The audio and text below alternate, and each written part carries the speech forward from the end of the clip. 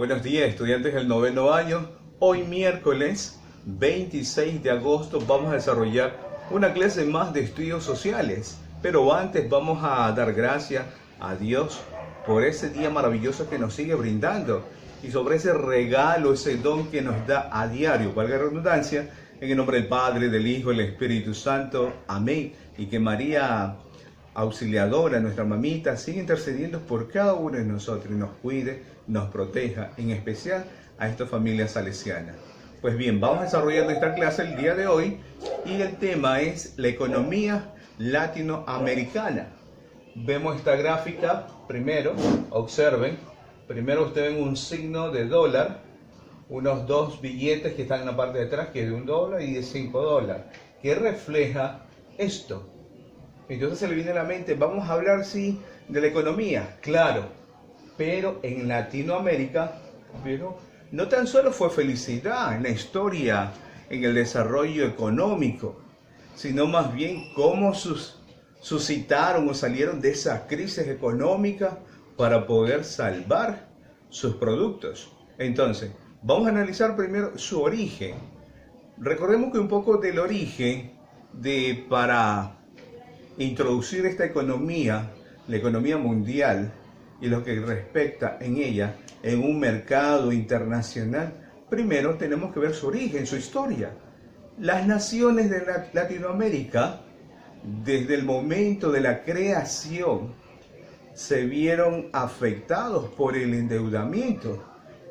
Me refiero cuando se dice creación, cuando se crean estas fuentes de ayuda para ayudar a los países que generen riqueza, pero más bien generaron endeudarse con quienes adquirieron esas deudas con otras naciones. Entonces se facilitaba económicamente tal dinero para que produzca en varios aspectos, generaban. Pero ese problema histórico fue marcando latentemente ese problema histórico. Cuando me refiero a América Latina, todos los países de América del Sur, sobre todo parte de América Central también, estamos hablando en el sentido de endeudamiento. Las deudas es una de las causas de empobrecimiento para un país. Tan solo preguntémonos todos una pregunta simple, contésteselo usted mismo o pregúntele a alguien que de pronto sabe algo de economía. ¿Qué tan endeudado está nuestro país?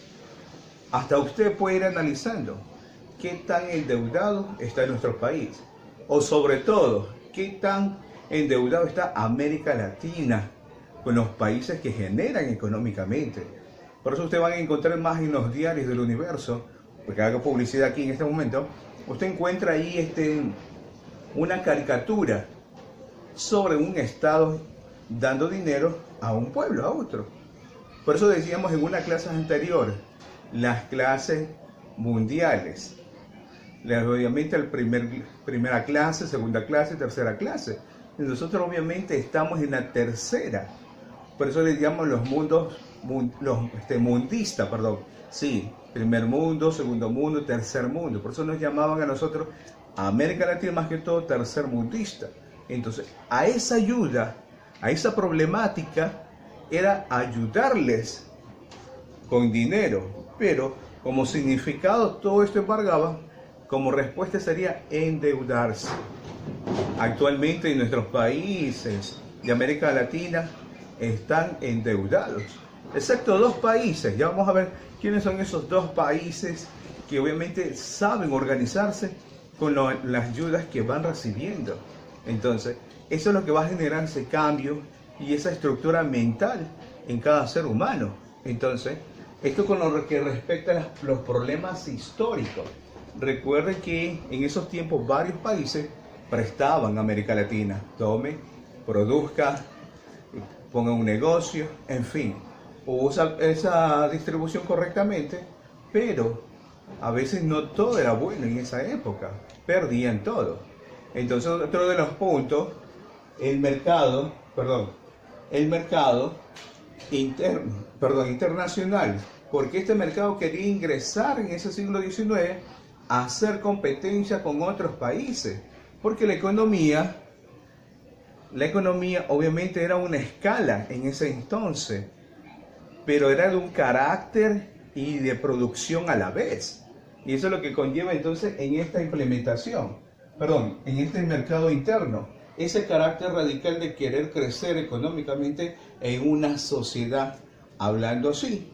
Entonces eran los escasos para algunos que querían crecer económicamente. Pero recuerden que también este mercado interno también afectó a varias personas en esa época, porque quizás que ese préstamo que adquirió ya no pudo generar lo que quería o estaba gestionando a visión. Entonces fue el abandono de sus propios campos, el abandono de sus propias minas. Entonces esa fueron la ausencia capitalista que ya no había para ejercer o mover sus productos. Entonces recuerda ese mercado interno que quería proyectarse a un mercado internacional. Pues bien, y quienes salían beneficiados en esta parte, en este mercado interno, más bien eran los terratenientes, los hacenderos, que tenían las fuentes de riqueza. Obviamente, ellos también generaban ayuda, pero se endeudaban con las personas que tanto necesitaban. Y como no habían cómo devolver ese capital, perdían ¿qué? Sus casas, perdían lo poco que tenían en esa época. Pues bien, regresamos para analizar la siguiente parte.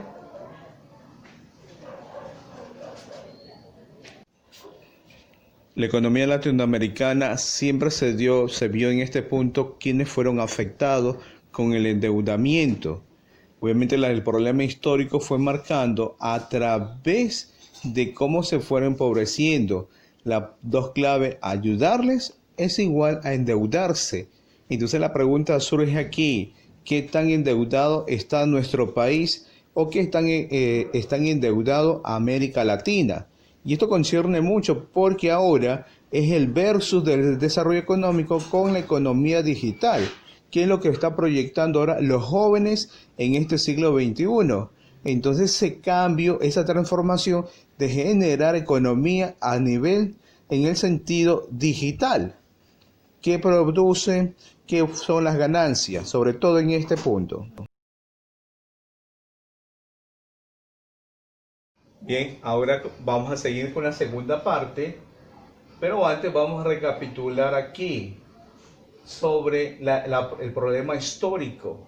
Dos puntos que generaron y marcaron en esta historia fue el endeudamiento y el empobrecimiento que algunos adquirieron por adquirir esos precios o ese capital para emprender algún negocio en esa época. Mientras que en el mercado interno también dos aspectos fue el carácter local y la de la producción, cómo se fueron extendiendo cuando se introdujeron en el mundo del mercado, obviamente interno en su propio país, para luego enfocarse internacionalmente.